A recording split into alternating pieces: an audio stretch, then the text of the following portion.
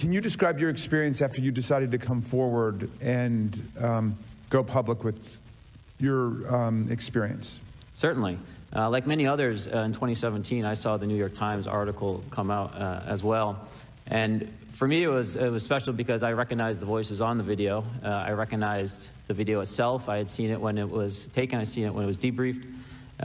And so that was kind of shook me because I realized that this problem was still ongoing. And so I reached out to colleagues back on the East Coast and realized that this was still a safety risk that they were dealing with, that they had essentially hit a wall with how they could move forward on this conversation.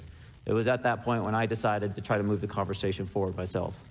Mr. Grusch, what about you? What was your experience after you came forward?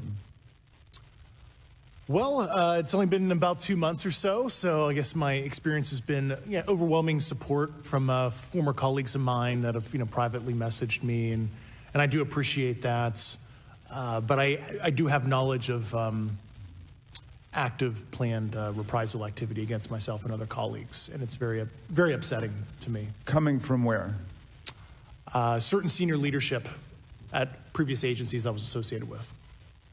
And that's all I'll say publicly, but I can provide more details in a closed environment. Okay.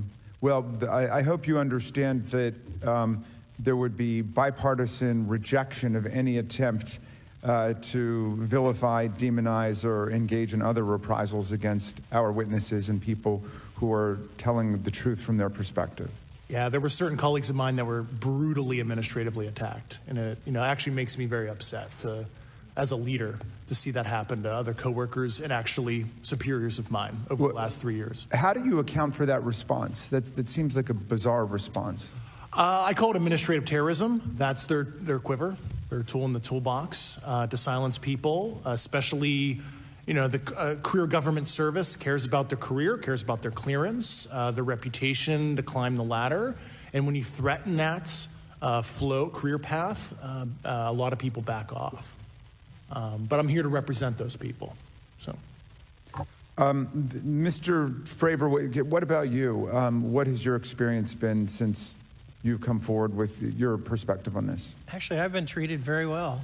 And the 6 people that were involved, myself included, all of them have or will be retiring from the military as 05s or 06s. And all my friends that are very senior, 3 and 4 stars, I've talked to them. They believe, they understand there's a problem. But no, I was actually treated really well.